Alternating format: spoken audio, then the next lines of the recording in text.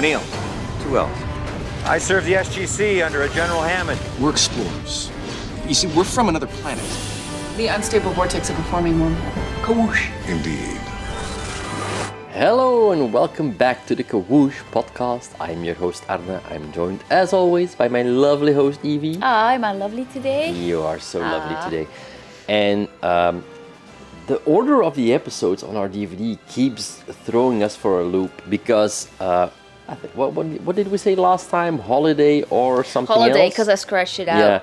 Yeah. On the DVD it turned out to be Serpent song. So yeah, that's the one we watched. If the next one is Holiday and it turns out to be like a Christmas special, then that might explain something. But I don't know. They didn't really the next one was Holiday on the DVD. Yeah, but so. They didn't really do No, Christmas they didn't specials do back then. Some tidbits about this episode is that it was the first one directed by Peter DeLuise, son of actor Dom DeLuise, and one of the mainstays of the directors of Stargate SG-1. He's also in the specials, the 100th and the 200th episode. He plays a director. He's the one in the background going with the explosions. More. Bigger! Bigger, yeah, okay. I remember that guy. So that's Peter DeLuise. And it says here that he would go on to direct more episodes than any other director involved with the series, even passing Martin Wood. And Martin Wood started directing in season 1. So Peter DeLuise. And he had a head start. Ooh, yeah. Okay. So yeah, what is this episode about? It starts off with a gold mothership, and there's a glider escaping from it, and they start shooting at it. And next we cut to a desert planet where SG-1 is how do you call it? Hanging around the gates. I love how everybody is sitting very much in character. Like Jack is like just. He's pacing about. It's the other ones. No, Jack is sitting down. And then he stands up and starts pacing. No, Teal'c is. Did you watch this episode? I watched this episode. Teal'c is the one pacing, and the rest is sitting. And Daniel is. I'm gonna call it a calendar pose because that's basically what it is. He's like lounging sideways with his legs up. It's very Daniel for some reason, and I love it. And we don't see them in desert gear all that often. I'm actually curious if that's the first time we see the entire team in desert gear, because sometimes I think Sam wore it when she went to that hot planet, maybe last episode. Yeah. But this is the first time, like the whole team is in. Well, we think it's probably the first time. I do love that Daniel always finds a floppy hat. Like, I can just imagine him at the commissary going like, "Do you have this in floppy?" Like, it's kind of his thing. Yeah, I know. So they are waiting for, they think the Tok'ra. They got a signal on their receiver, and it was just a set of coordinates. And they're not entirely sure who sent the message, but they're assuming it's the Tok'ra. See, this was back in the 90s when you still picked up and responded to phone calls that you didn't know who it was from. If they did this right now, nobody would have picked up. That's not a thing anymore. You would think it's a telemarketer trying to sell you on insurance for your wormholes or something. That is a good pitch for an episode. I mean, like, we want to talk to you about your extended warranty. Oh. And yeah, and as you said, at this point, Teal'c stands up and he's walking around, he passes the DHD, and he hears shots being fired. And then he looks up and he points at the sky. And it was a great shot. It was pretty cool. It moved with him and partly around him, and then it craned up. Yes, and then Teal'c pointed. Yeah. There's money for this opening. There was And the glider we saw before is coming down, and it gets hit, and it crashes, of course, right behind the sand dune they're standing in front of. It's very convenient. And so, then they run towards the unknown caller who has crashed. Yeah, and the cockpit window is open, and somebody is crawling away from the crash site, and they stop and look in wonder because it's Apophis. And not only is it Apophis, but what does he say? He needs help. He asks for help. He says, "Help me." And then we cut to credits. Yes. And we come right back to this scene after the credits. So he repeats, and he says, "The Tauri, Yes, please help me, Tauri." Yeah. He even asks nicely. Yeah, he uses 2 words and everything. And then Tilk, of course, wants to shoot him. He takes out his Z gun, but Sam mentions that he's much more worth alive than dead. So he, Which is, I get that that's what you're, I get that's why, Yeah. I get that that's important for the episode, but also, you don't kill somebody who surrendered. That is a war crime. Like maybe start with that. I don't know. Like, wait, no, he's valuable. Like, you don't shoot people who surrendered. Yeah, It's like, good, very good point. yeah.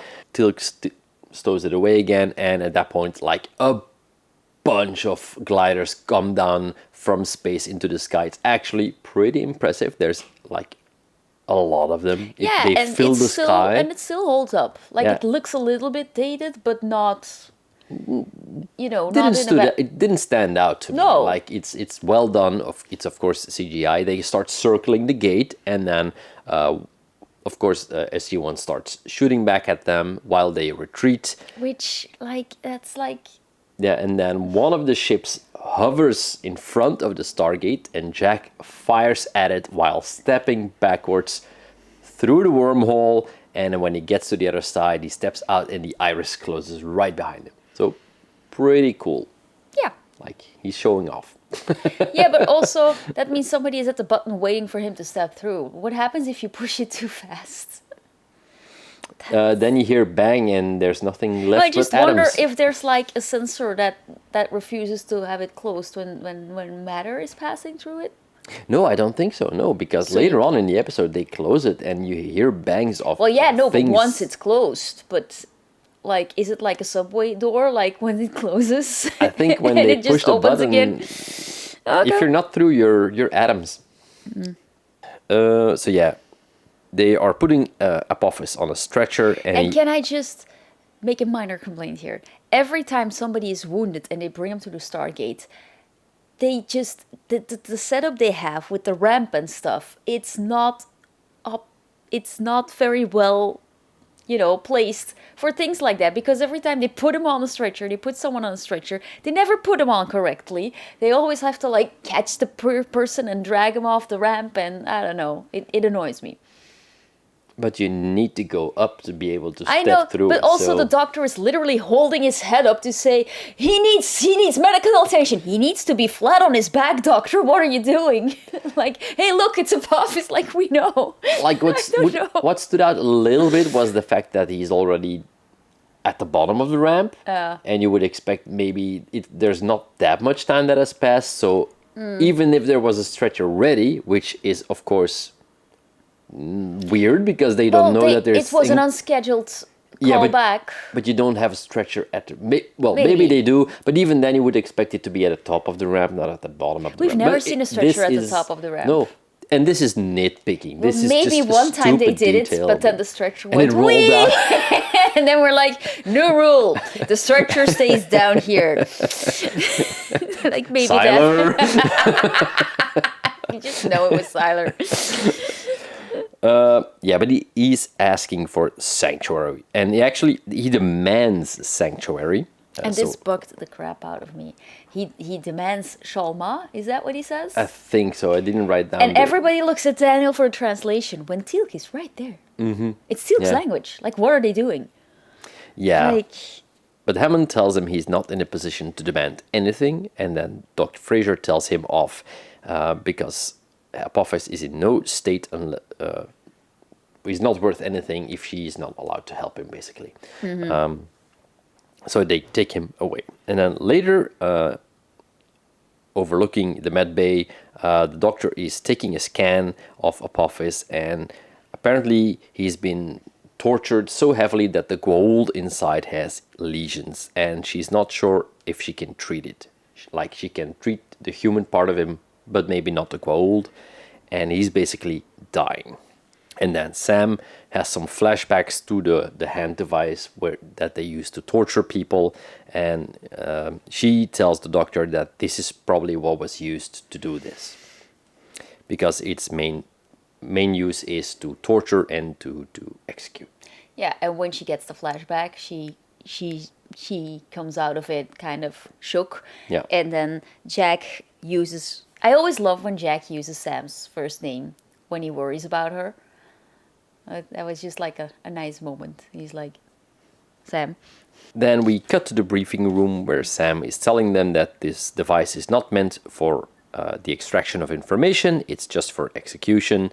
And then Jack thinks that probably Apophis orchestrated the whole thing because he thinks Earth will help him, because they are seen as weak by the Goa'uld. And he just basically wants to throw him back out, like shooting back to the planet, leave him on his own. Yeah, and that kind of fits his character because Jack is not perfect. They all have their flaws. And then at this point, Hammond does point out that he's a prisoner of war and he has rights. So it's what we pointed out earlier and what Sam should have said when he surrendered. Like at this point. Well, I can understand Sam. Like technically, Teal'c is not like part of the military. I mean, he has to follow the rules, but I think she may have just gone for what would definitely work on Teal'c in that moment. Probably, yeah. But also, like once they surrendered. And then Sam also points out that there's the host to take into account. Like he didn't choose to be a ruling god. So Hammond says that he wants all the info they can get out of him. Teal'c says that it probably won't work. And then Jack says again that it's a bad idea and that they should have shot him. Yeah, he's thinking practically. Down in the medbay, Apophis opens his eyes.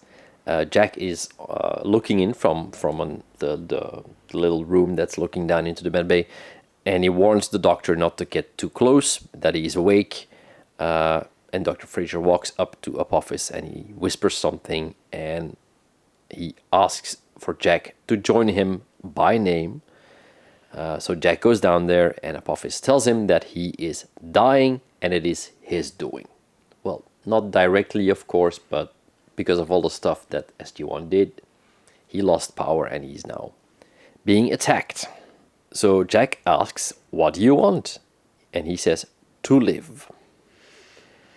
And then he tells Jack that there is another one who would destroy the Tauri, but for that knowledge there is a price. He wants a new host. Yeah, that's a big ask. Yeah. And of course Jack says no to that. And Apophis is a bit confused, like in exchange for all this knowledge of the Goa'uld, the weapons, the power, traveling the stars, is one life not worth this? And Jack repeats, it isn't. I wrote it down here, but it became even more apparent throughout the episode. Who plays Apophis? I forgot his name, but he is a great actor. It's Peter something. Peter something. That is an interesting stage name. But he is amazing in this episode. And not only that, like he's a great actor, but he's doing everything with just his head. Because he's lying down there, he's pinned down, like he has pins and needles in him, because he broke a lot of... And just the acting is astounding. Peter Williams. Okay, cool. Yeah, and he was always really good as Apophis, but here he really gets to flex all of his muscles. Yeah, and he doesn't even use all of his muscles. No, he's just lying down most of the episode. All the acting is happening right here because under layers of makeup later under on layers as well. of makeup. He's lying down, which means he's always staring up at people, and you still feel like it's a great actor. So yeah, Jack says there is no deal. And then he wants to walk away, and Apophis says, Sokar. It is an ancient Goa'uld that is after him. Then we cut to the next scene where Teal'c explains that Sokar is an ancient being, and that Ra and Apophis believed that they destroyed him, but he might have survived. He was the original god of death, and they even believe he might be... so they go over all the possibilities, and Sam and Daniel think like he might be an Unas, or was an Unas, because he was like the literal devil and was described as being some kind of monster. And he also had like a place with a lot of fire in it, like the original hell and stuff like that. So then an alarm goes off. There is an incoming wormhole. Hammond orders the iris closed, and soldiers pour into the gate room, and we hear a banging sound like bang, bang, bang, bang, and the wormhole disengages. So Sam at this point says she can find out what it was by checking the radiation or what's left of the radiation on the iris. Yes, and Simmons is there again. Yeah, he's like the gate technician for this season, and he gets a lot to do actually. Yeah. I always love like he's at a certain point he's like, I'm on it, doctor, or like that, and he just relays the exact message to the gate room. Like he's trying so hard. Then Jack wants to continue the interrogation, and Daniel wants to join since he knows the most about Sokar, or at least the history Daniel of says he Sokar. wants to have a go because he knows part of the history. Yeah. And at that moment, I'm like, are you really gonna let Daniel into the room with the guy who kidnapped and did worse to his wife? But apparently nobody sees an issue with this. Yeah. And they just let him at it. And effectively, Daniel walks into that room and you can just see on his face like, oh, this is, you know. Yeah, he comes in determined, and then immediately with just a few words he gets cut down by Apophis. Is this the first time in season 2 that we are reminded that Daniel has a wife? No, because we saw her in this season. She was True. pregnant.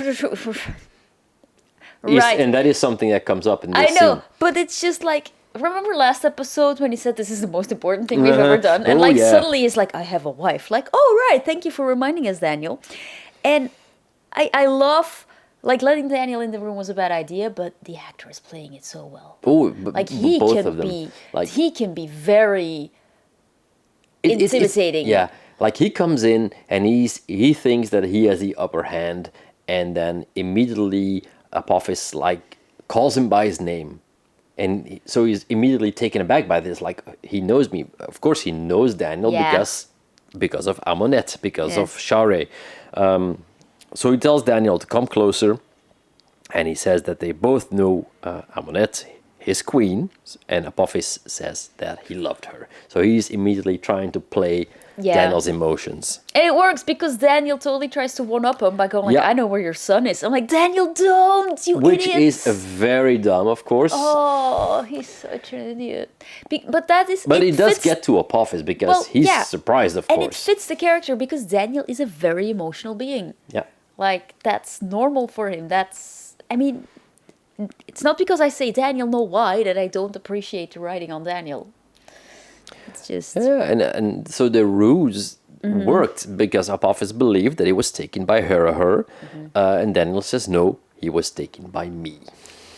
And then, of course, Daniel threatens to kill him if he doesn't tell him where Share is. Notice that none of the guards step in at any time No. and be like, sir, you can't actually do that. We need this But guy. that is They're so just- television. yeah. Like you're an extra, you can't say anything. Just I know, stand there in I the know, background. but, But like- it's not logical that he can just do all these Yeah. things. And then Sam comes in and calls Daniel away because the radiation was of the box that they gave to Tok'ra. I hate that box so much. It's such an ugly box. But it's destroyed now. Yeah, that's what I wrote down. The only good thing about that box is that you need to destroy it to use it. I love that about that box. Yeah.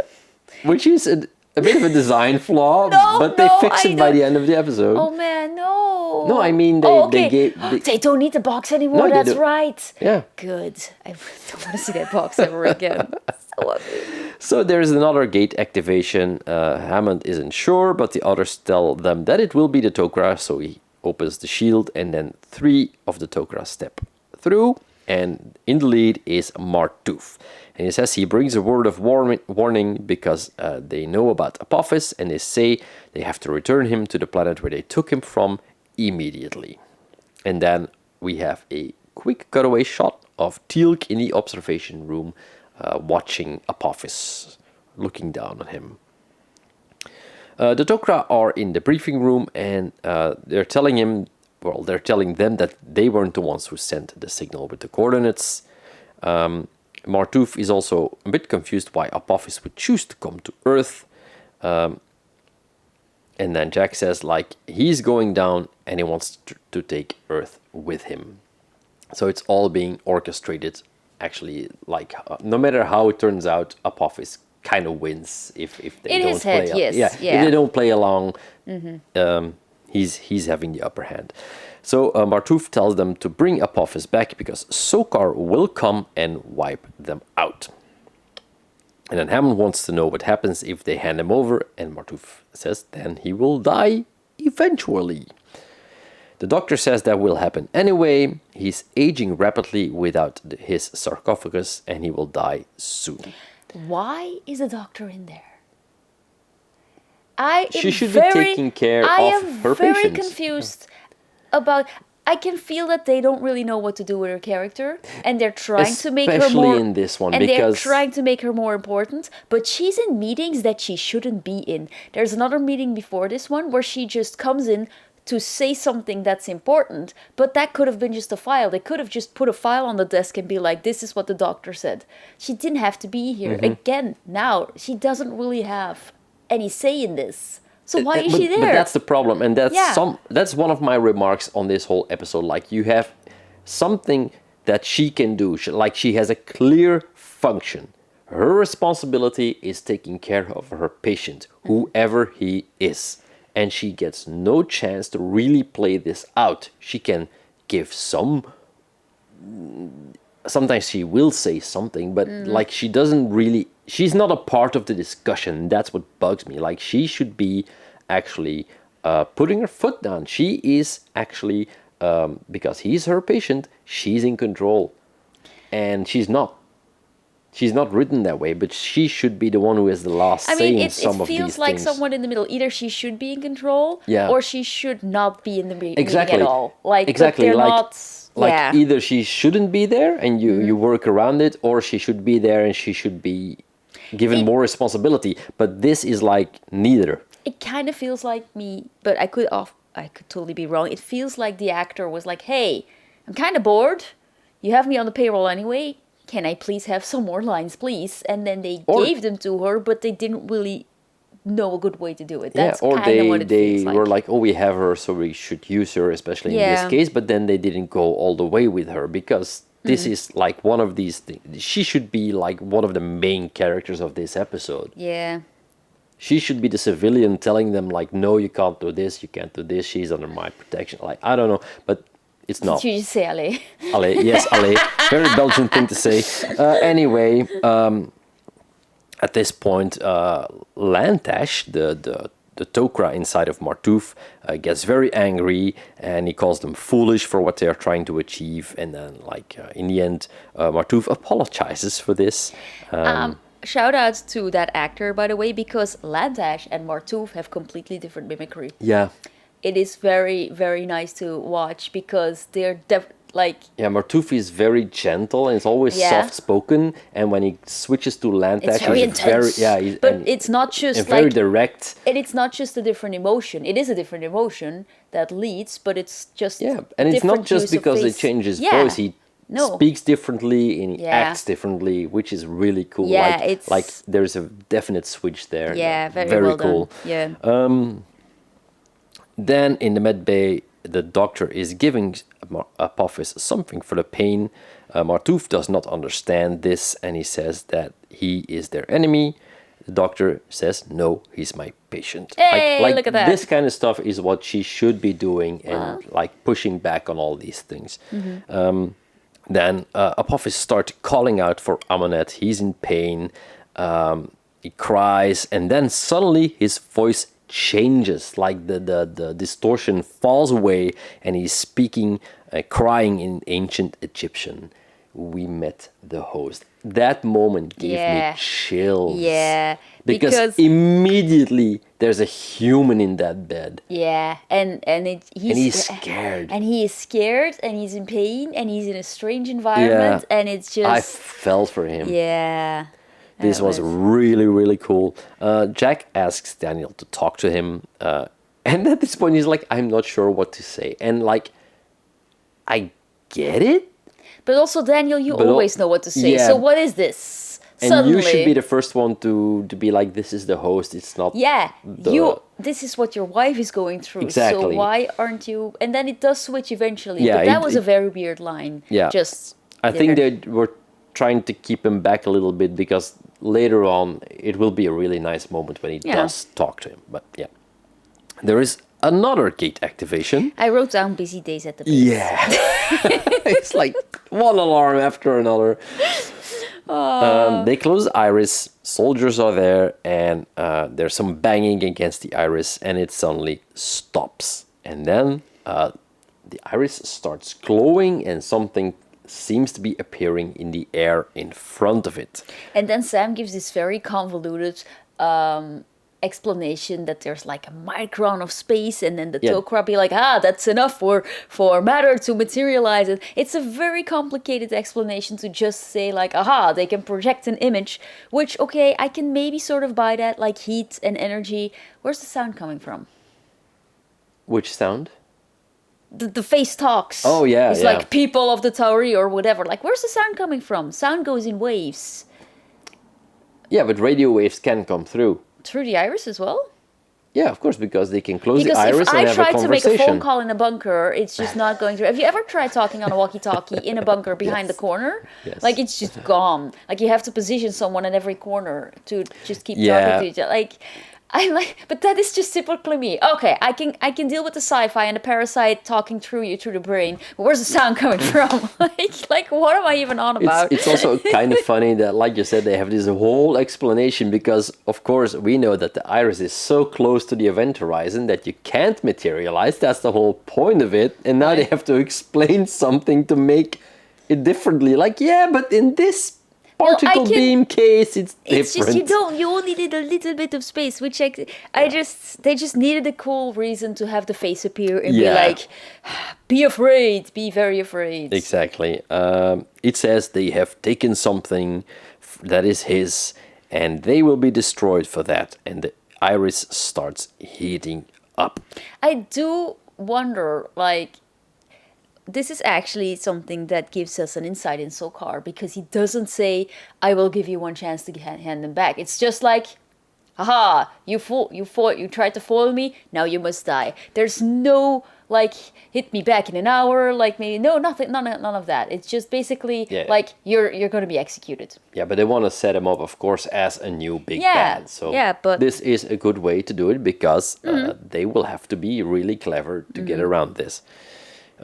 Hammond just runs off to call the president. He's like, I gotta call the president. He's like, where's my red phone? I probably should have called him like half an hour ago. Yeah.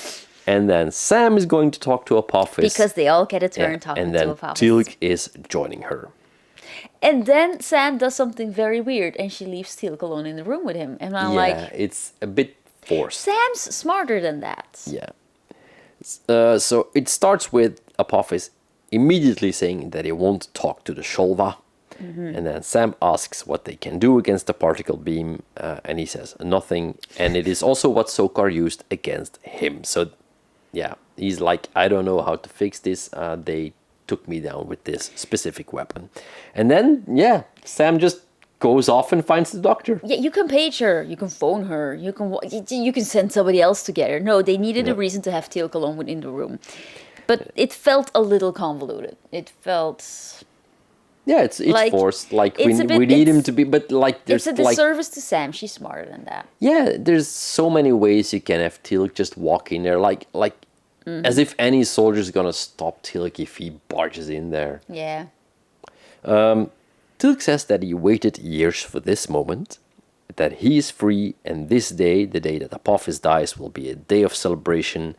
The people of Chulak no longer fear him, and they will use the gold larva as they use the Jaffa. No, I love that moment, though, because it's very, damn, Teal'c, that's very dark. Yeah, Teal'c says, like, you need us because you need the larva.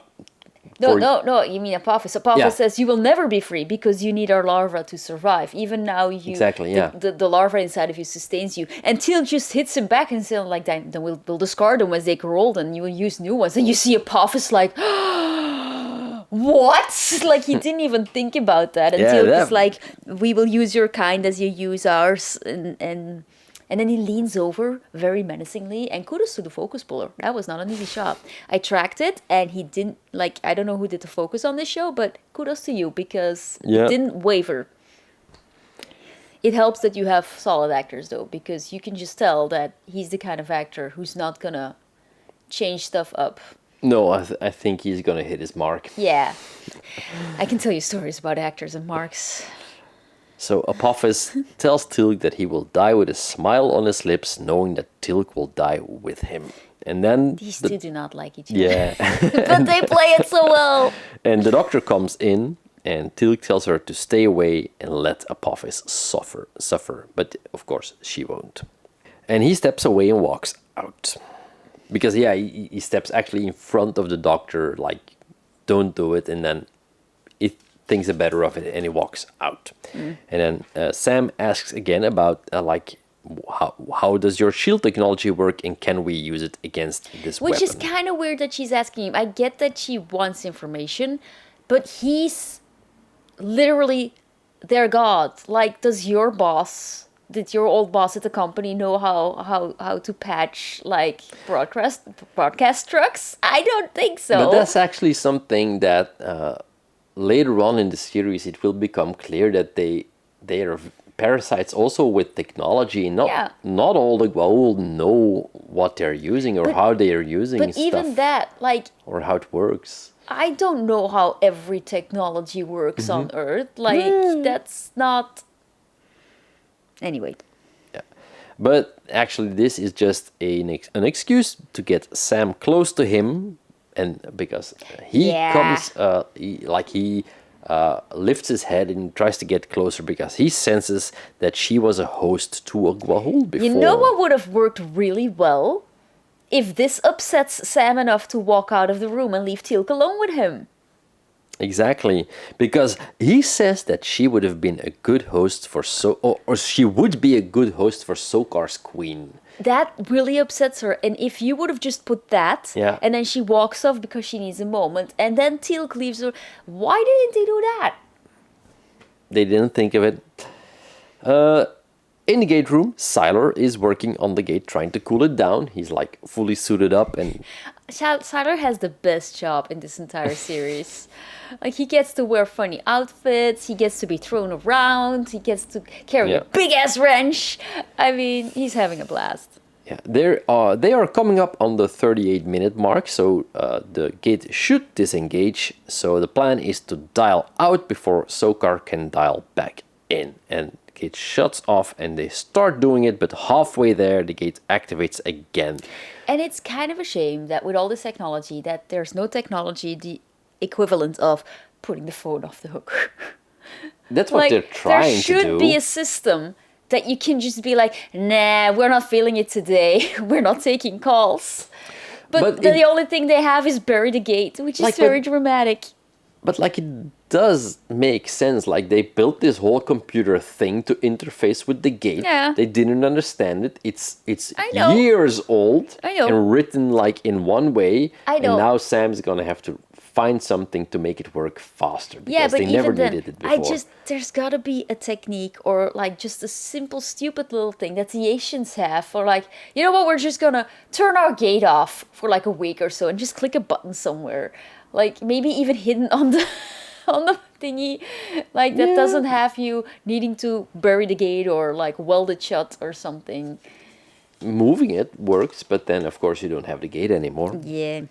He dials back in and it is getting really hot in there. 130 degrees Fahrenheit. I don't know how. I have no idea how hot that is. I don't. And also, why do they use military time, but then they don't use Yes, but they don't use Celsius. Like, don't scientists use... Do they use Fahrenheit? No. Then why do you use it in the gate room?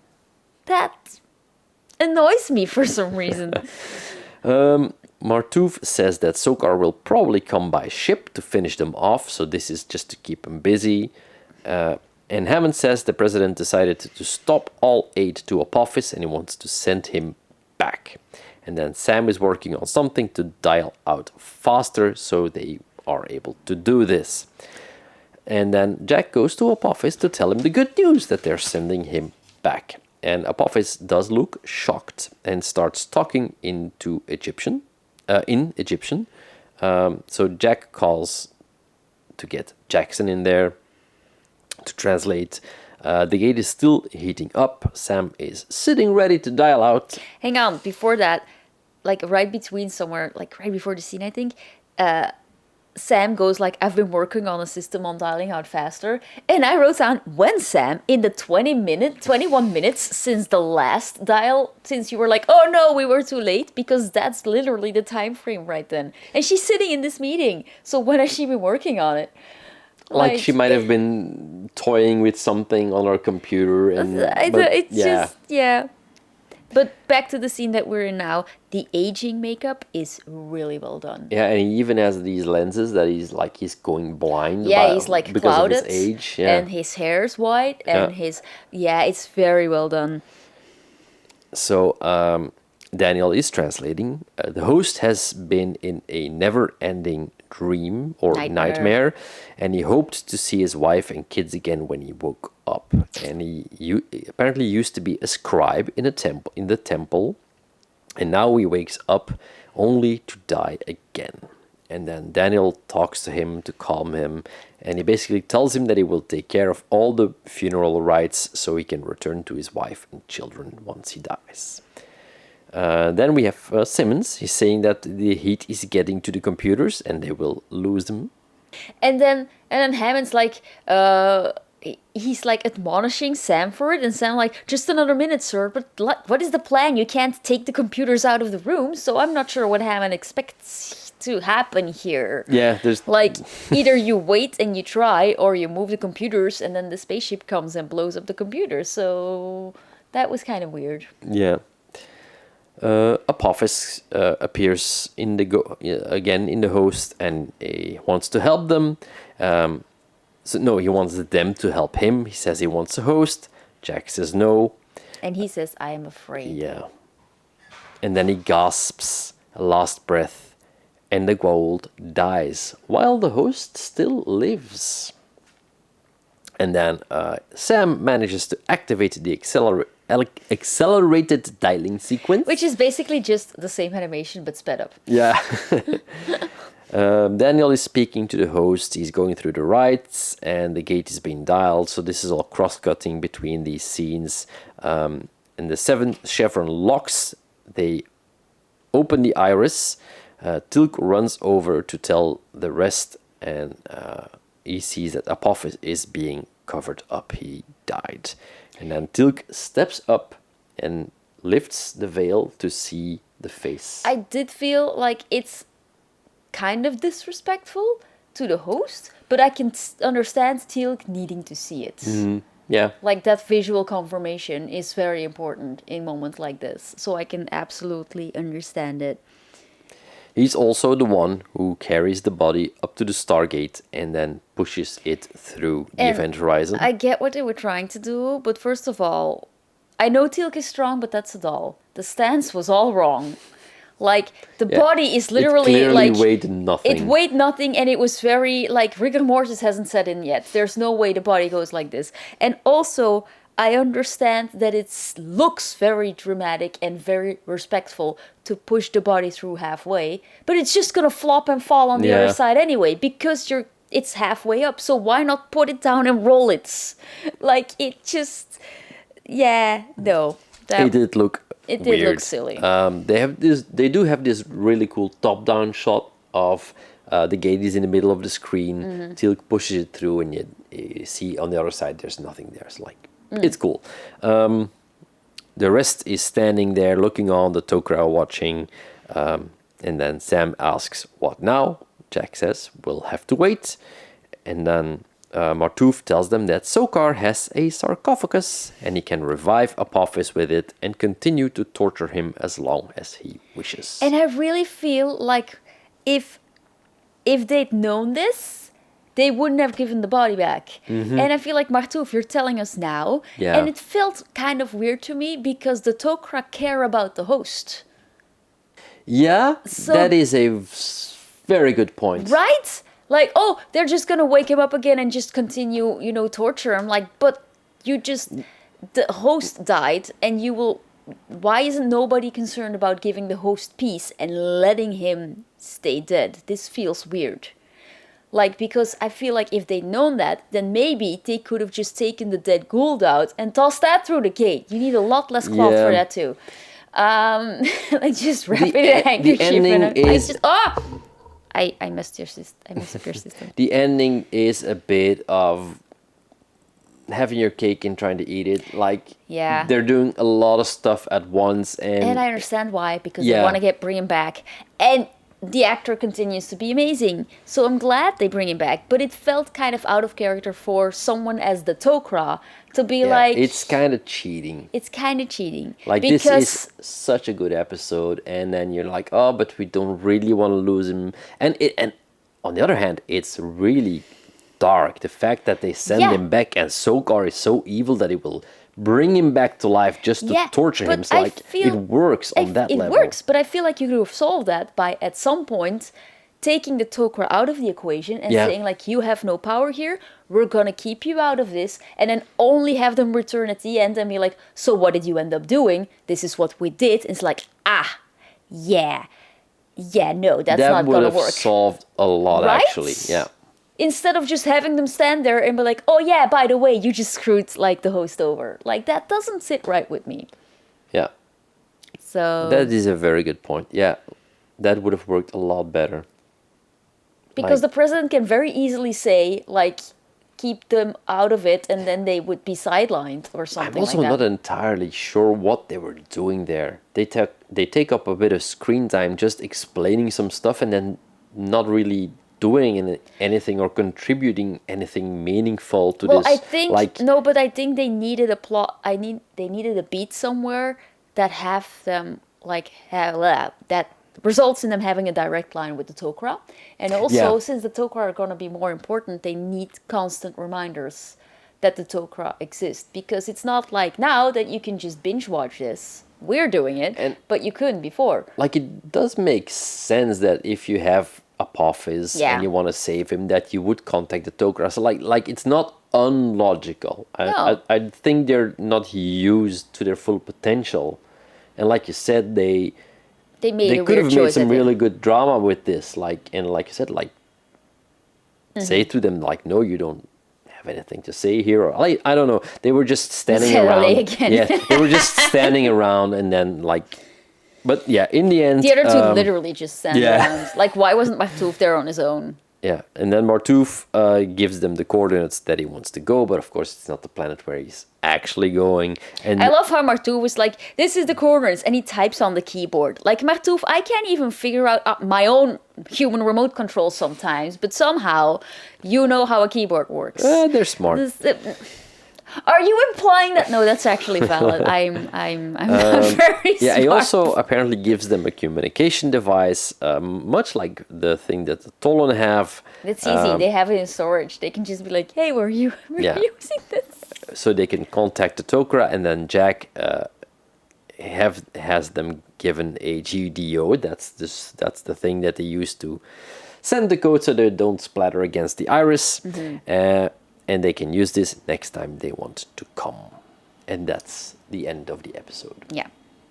So yeah, solid episode. Like, we're Solid nitpicking on episode. some We're of the stuff. We're absolutely but, nitpicking. It just feels like sometimes it. Then again, hindsight is always so much easier Mm-hmm. to be like, hey, maybe this could have worked. And like, for the tone that SG1 has on the whole, this was really solid. It was really dramatic. It's usually a bit lighter, but like, now looking back, like, I could have used more. Like, there's so much potential for drama that they didn't well, there tap. is already like, and they do a pretty good job of giving every one of the four main characters a beat of drama with Apophis. And I do think that's maybe why they brought the Tok'ra back, to remind the audience that Sam has this history with, having a parasite in your brain. Yeah, but like, that Yeah. screen time they could have used to give the Doctor something to do, or Yeah. have the characters work with some ethical dilemmas about what are we going to do with this enemy that we have in our midst. Like, they touch upon these things. Yeah, so it's not because- like you're not doing it. Because if they would have gotten a chance to give him back, and they didn't, and then the attack went on, then you can have the dilemma of, well, there's also a host to consider. It's not just handing an enemy over to an enemy. It's a host who has been awake, and we have been reminded that he exists, and we are condemning him to keep on living this nightmare. And it's really interesting that the 4 people in SG-1 all have different opinions about this. And they could have played that up a lot more. Like when the president says, oh, we're going to hand him over, Jack's all for it, Daniel's against it, Teal'c just wants him dead. Like, you can play these things out, and they don't really do that, which is just a shame. It's not, but it is. Again, it is one of the best episodes we've seen in this season. We're just absolutely nitpicking. Yeah, but most of it is Peter Williams. He's just amazing in this one. Yeah, it's just a talking head. Yeah, that's it. So. Next week's gonna be holiday because I saw You it on the said DVD. that last week. Saw it on the DVD You menu. said that last Next week. one is gonna be holiday. I kind of want it to be a Christmas special now. I want to see Teal'c in a Christmas hat. I have no idea what this episode is gonna be, so I'm really curious to find out what it is, and you can find it out with us next week. All of our socials are in text below this square that you can watch us in. I'm also on Threads now, and every time I talk about my husband, I suddenly get wildly popular. You're very popular on Threads when I talk about you. So you say. Well, redirect them to this episode, to this podcast, or to our campaign. I should actually use my social media to talk about, I'm so bad at this. Let's just finish this up because we've been... Exactly. This one is one of the longer ones, but I hope you liked it. It was a really good episode, and next week we're gonna find out what holiday is all about. Christmas. Bye.